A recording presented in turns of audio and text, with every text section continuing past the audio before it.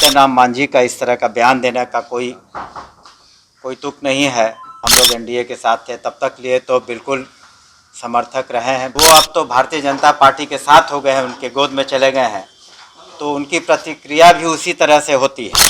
देखिए, इसमें जहाँ तक पूर्ण शराबबंदी का प्रश्न है और पूर्ण नशाबंदी का प्रश्न है, तो दोनों सदनों ने इसे सर्वसम्मति से पास किया था और हम लोग इसे प्रभावकारी ढंग से एक्साइज विभाग और पुलिस विभाग लागू कर रहा है और इसके बहुत तेरे फ़ायदे भी हुए हैं। खास करके महिलाओं के वर्ग को बहुत फ़ायदे हुए हैं और समाज में इसका फ़ायदा हुआ। समाज सुधार अभियान में माननीय मुख्यमंत्री जी के साथ हम भी गए थे और भी लोग थे और हर जगह यही हम लोगों को जो फीडबैक मिला कि इसे जारी रखना चाहिए। और जो पहले के सर्वेक्षण है उसमें 90% से ज़्यादा लोगों ने इसका समर्थन किया है।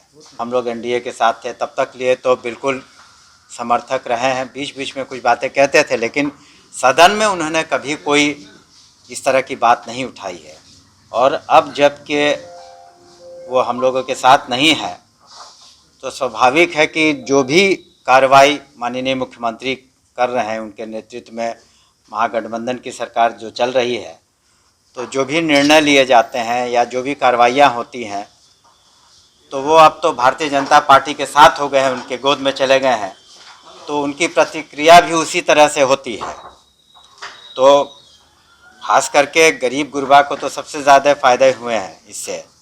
और जो सतत जीविकोपार्जन योजना बनाई गई, उसमें पहले जो निर्धन परिवार थे, चाहे वो ग्रामीण क्षेत्र के थे या शहरी क्षेत्र के, 1 लाख रुपया सहायता की राशि थी, उसको बढ़ा करके अब 2 लाख कर दिया गया है।